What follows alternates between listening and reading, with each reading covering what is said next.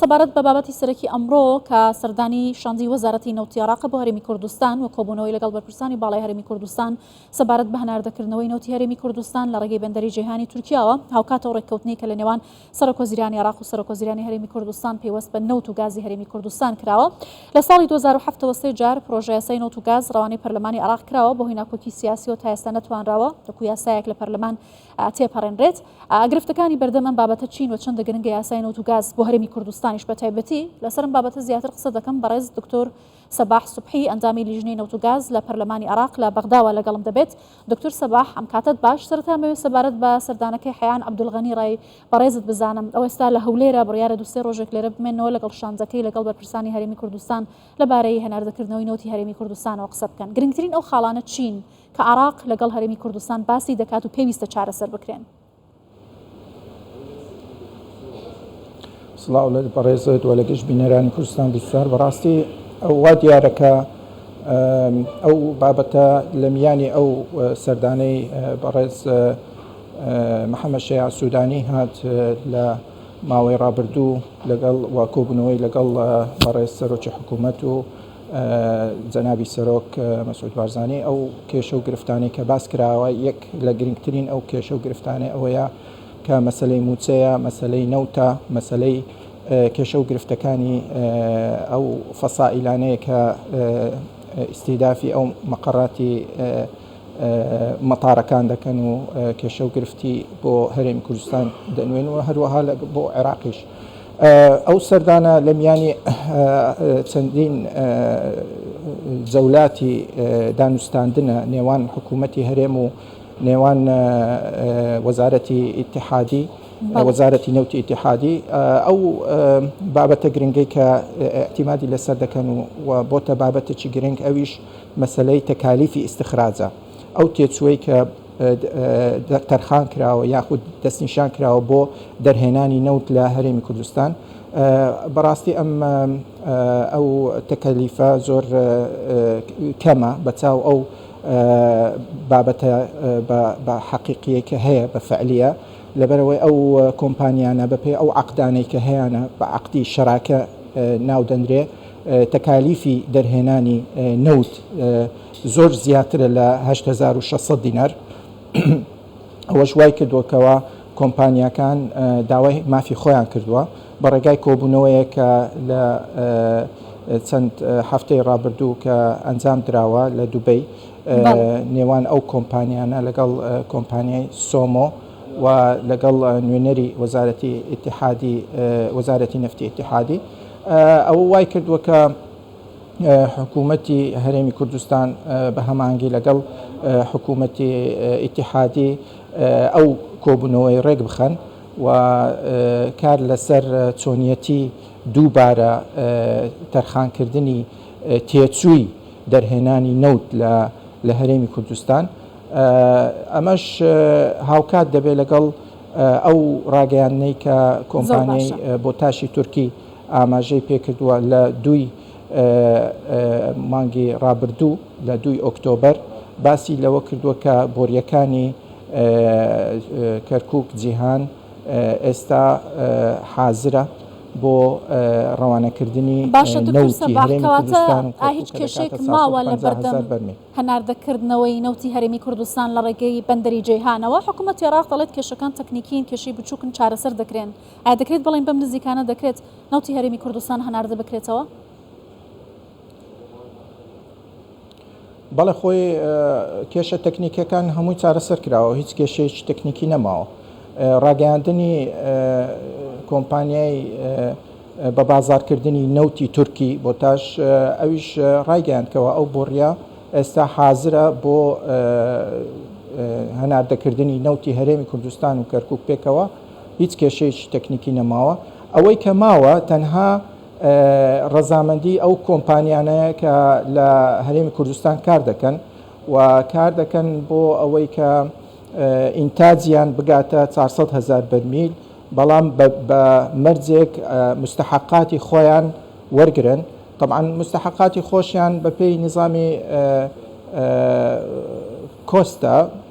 کۆست پێیە ئەو کۆستەش احتیماد دەکات لەسەر بە ڕێگای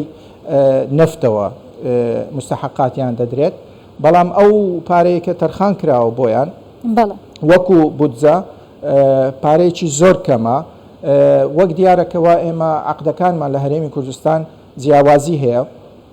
لەگەڵ زۆربەی عقدەکانی تایبەت بە وەزارەتی نەوتی ئیتیحادی وەزارەتی نەوتی ئیتیحادی زۆربەی عقدەکانیان ئەوەی کۆن اعتیماد لەسەر کۆنتراکتی خزمەت دەکەن یان عقود الخدمە ئەوانەی هەرێمی کوردستان شێوازێکی مۆدرێنترە کە اعتیماد لەسەر عقودی مشارەکە دەکەن طبعا بە عقودی مشارەکە کۆستی دەرهێنانی نەوت زیاتر دەبێت معادلەیەکمان هەیە ئەویش ئەوەیە دەڵێ چەند ئینتاجی حقل زیاد بێ ئەوەندە کۆستەکەی کەم دەبێت ئەنجا ئێمەش لە هەرێمی کوردستان طبعا هەر حقلێک و خصوصیەتی خۆی هەیە دەستنیشانکردنی موازنە بۆ تەکالیفی بەرهەمهێنانی نەوت جیاوازی هەیە لەگەڵ حقلەکانی دیکەی ناوەڕاست و باشووری عێراق ئەوەش دەبێ ینی بەڕچا و وەرج بگیرێت لەلایەن حکوومەتی ئیتیحادی ئەماش یەکەکە لە هەنگاوەکان هەنگاوی دووەم ئەوەیە لە میانی دانوستانەکە پێویستە مناقەشەی یاسای نەوت و گاز بکرێ لەبەرەوەی یەکێک لە محوەرەکانی دەستنیشانکردنی بڵێن پێکهێنانی حکوومەتی سوودانی ئەوەیە کە قانونی نەوت و گاز دەربچێ و تەشریعش بکرێ و ببێتە بنەمایەک بۆ تەنظیمکردنی ئەو کەرتە گرنگە لە عێراق. باشە دکتۆر سەباح هیچ جموجۆڵێک لە پەرلەمانی عێراق هەیە هیچ بڕیارێک هەیە کە یاسای نەوت و گاز لە پەرلەمان پسند بکرێت یا خوێندنەوەی بۆ بکرێت بۆ پێکەرمی کوردستانیش و لەگەڵ پارێزگاکانی دیکەی بەرهەمهێنەری نەوت لە عێراقدا پێویستە بۆچوونی ئەوانیش وەربگیردرێت و لە بەرچاو بگیرێت لە یاساکەدا ئایا بە نزیکانە کرێت بڵێن دەست پێ دەکات؟ ئێمە چاوەڕوانی اتفاقاتی سیاسینە پەرلەمان ناتوانێت هیچ یاسایەک مناقەشە بکە بە تایبەتی یاسای نەوت و گاز لەبەرەوەی یاسای نەوت و گاز یاسایەکی زۆر گرنگە و زۆر هەستیارە پێویستە اتفاقەکی سیاسی زۆر پتەو بکرێ لە دەرەوەی پەرلەمان ئەنجا بێتە ناو پەرلەمان ئەمە هەنگاوی یەکەمە بۆ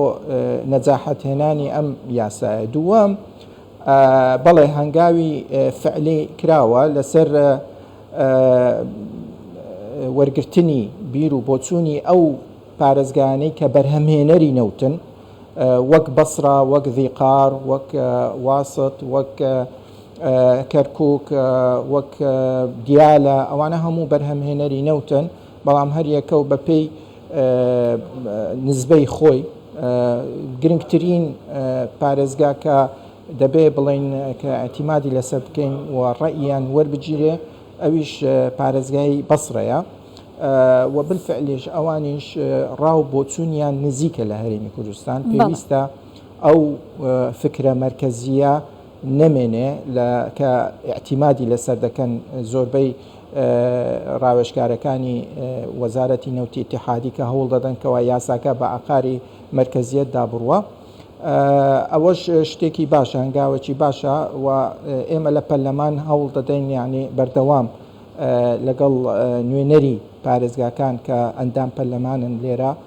کار دەکەین بۆ ئەوەی ئەو نامەیە بگەین ئەو پارێزگانە کە ڕاو بۆچوونیان نزیکە لە هەرێمی کوردستان تاکو بتوانین لۆبیەک دروستکەین و کاریگەری خۆمان فەرزکەین لەسەر هەر دکتۆر سەباح کاتێک لەو کاتەوەی کە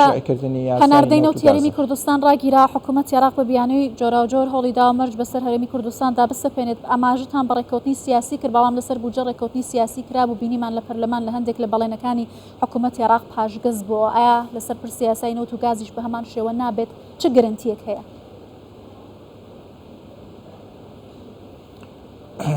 ئەمە باش دەزانین لە عێراق هیچ شتێک نییە بڵێن گەرنتی 100% بەڵام ئێمە ئەوەی کە فەرقەکە فەرقی سەرەکی نێوان یاسای بودجە